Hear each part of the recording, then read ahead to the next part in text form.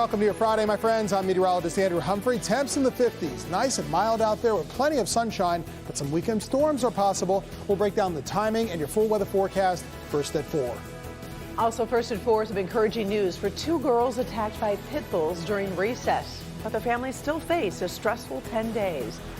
We're learning more about the former U.S. Marine who's reportedly died while fighting in Ukraine. His mother explains why he was there, and there are some questions about his past. First at 4 starts now. Live from downtown Detroit, Local 4 News First at 4 starts now. Good afternoon, everybody. I'm Karen Drew. First at 4, we start with that sunshine and a warming trend, but some storms could sneak in over the weekend. Meteorologist Andrew Humphrey kicks things off with a peek ahead. So we are hoping to enjoy some of that sun before the wet stuff moves in. Well, happy Friday, Karen. And yes, we will enjoy a lot of that sunshine, especially on your Saturday. And we're enjoying it now with temperatures that are in the mild 50s. 59 for our friends in Howell, 61 over in Lansing. City Airport's at 57, a little cooler by the lakeside over in Mount Clemens. Good afternoon to you, 53 degrees there. But everyone enjoying this beautiful sunshine. Look at that. You got tankers and ships going by on the Detroit River, looking and feeling wonderful. 57 over at Metro Airport. Visibility is looking good. Wind at around 10 miles per hour. Not a drop of rain in sight, at least here in southeast Michigan. Now it's a different story off to our west. Widening the maps to show you what is coming our way. A few showers back towards Chicago, also a few more in the Great Plains, including thunderstorms. So when does that make it here? It does make it here during part of the weekend, and I'll break down that timing in minutes. All right, thank you, Andrew. We do have some new information this afternoon on those 2 girls that were bitten by pit bulls on a playground near Bates Academy in Detroit yesterday afternoon. The Detroit Community School District confirming to Local 4 the students have been released from the hospital.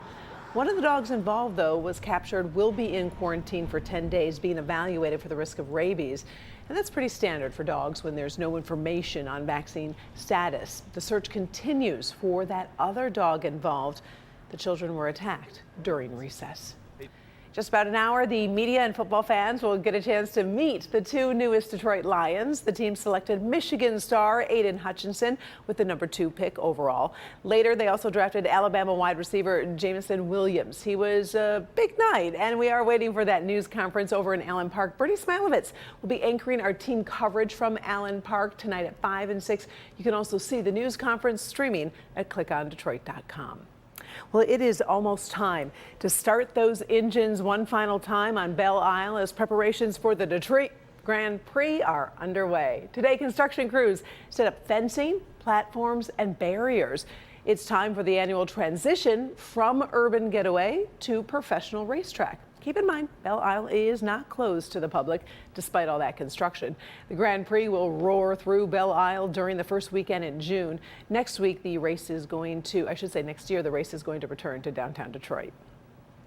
All right, let's take a look at what's going on overseas this afternoon. The president of Ukraine blasting Russia for a series of new attacks on his capital city. He says the timing of the attacks outrageous. Meantime, the Pentagon is offering an update on how Russia's new offensive is going in the east and south of Ukraine. Devin Scillian following the very latest developments for us. Devin. Karen, Ukrainian President Volodymyr Zelensky is accusing Russia of trying to humiliate the United Nations by raining these missiles down on Kyiv. During a visit by the UN Secretary General to the capital, Russia had moved away from Kyiv to focus on other targets, but this war is now happening all over the country. We're told Russia is pounding targets throughout Ukraine. You're looking at the new damage in the capital city. At least 5 missiles fell while the Secretary General of the UN was there trying to negotiate relief for civilians who, of course, are caught in the middle of all of this devastation. Zelensky says his troops have been holding off Russian attempts to advance in the south and the east. We're told there is still resistance in Mariupol, which is hard to believe given all of this time and the devastation there. But thousands of people are trapped there without drinking water, without any working plumbing. There are concerns that all of that could lead to rampant disease. Pentagon offered this assessment of Russia's progress. It's incremental and it's slow because they might take a little bit of ground, the Ukrainians will take it back, and so they have not been exactly on their schedule. They are trying very hard, John, to overcome the challenges they had in the north by making sure logistics and sustainment can keep up with the movement of troops. But the Ukrainians are fighting back hard and making it hard for them to make any progress. They're also wary of running too far ahead of their supply lines, so they're going rather slowly. Yeah, relatives, meanwhile, are saying a former U.S. Marine has died while fighting in Ukraine. Willie Joseph Cancel was a private military soldier with a contract company.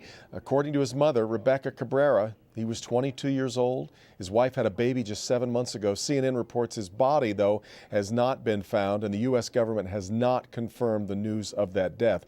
If confirmed, it would be the first known death of an American in combat in Ukraine.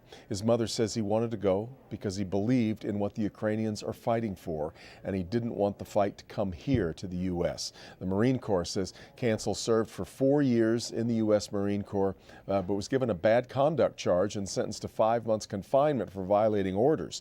But other than that, no details on the offense were given. So an update on the conditions in Ukraine coming up when you join us for Local 4 News at 5. Karen, back to you. All right. Thank you, Devin. Here at home, we have been tracking a highly contagious strain of bird flu, and it has been detected in a human for the first time. So far, the avian flu has spread across more than 24 states and likely killed hundreds of birds. The first human case was spotted at a commercial farm in Colorado. We're told the patient was working with poultry suspected of being infected when he was directly exposed. He's described as being under 40 and being treated with Tamiflu. In spite of this case, the CDC considers the risk to the general public to be low. Anyone who does work with poultry should take increased precautions.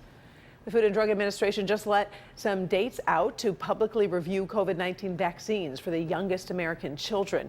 The agency says it will gather its outside experts on June 8th, 21st, and 22nd. Although those dates aren't final. Just yesterday, Moderna asked for emergency use authorization for its COVID vaccines for kids younger than 6 years old. We're still waiting for new results from Pfizer to see if it will make a similar request. 18 million younger kids are the last age group that has not been approved for COVID vaccines. Of course, we'll keep you posted. Classic car lovers will probably appreciate this video. That is an actual 1922 Model T. Those students are dissecting it, disassembling, and then reassembling and enjoying an amazing hands-on experience. Paula Tutman takes us inside the classroom for a ride through history these kids will never forget. At University Liggett School in Grosse Pointe, this is what a history class looks like. Students literally putting themselves in the driver's seat of an original 1922 Model T touring car, not a replica, but the genuine article, thanks to a grant from the Edward E. Ford Foundation. Disassembling and reassembling in ways which might not have been done before. So really kind of embodying the idea of the innovator mindset. Part shop, part popular mechanics, part history and sociology, sprinkle in some innovation. These students have had this vehicle and have been learning and thinking about it for the balance of the year, and today, they actually got to get their hands dirty. It was cool how, like, during that time period, you know, they transitioned from, like, horses to, like, cars, you know.